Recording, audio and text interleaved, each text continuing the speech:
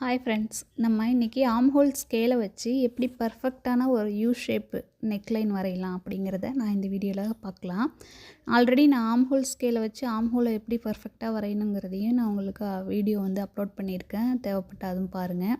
அதுக்கு நான் ஃபஸ்ட்டு இப்போ என்ன பண்ணியிருக்கேன்னா 3 இன்ச்சு விட்த்து 5 இன்ச்சு ஹைட்டு, அதாவது டெப்த் இருக்கிற மாதிரி நான் உங்களுக்கு நெக்லைன் வரைஞ்சிருக்கேன். அதில் மிட் பாயிண்ட்டை மார்க் பண்ணிக்கலாம். இப்போ 5 இன்ச்சில் 2.5 இன்ச்சு மிட் பாயிண்ட்டும் 3 இன்ச்சில் 1.5 இன்ச்சுக்கு மிட் பாயிண்ட்டையும் மார்க் பண்ணிக்கலாம்.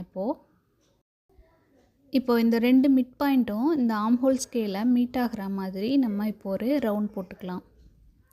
கரெக்டாக அந்த ஆர்ம் ஹோல் ஸ்கேலை அங்கேயும் இங்கேயும் நகர்த்தி அட்ஜஸ்ட் பண்ணிக்கிட்டே வாங்க. எங்கே கரெக்டாக மீட் ஆகுதோ அந்த இடத்துல நீங்கள் அந்த கர்வ் வரைஞ்சிக்கலாம். இப்போ இங்கே தான் மீட் ஆகுது. இப்போ நம்ம ஒரு கர்வ் வரைஞ்சிக்கலாம்.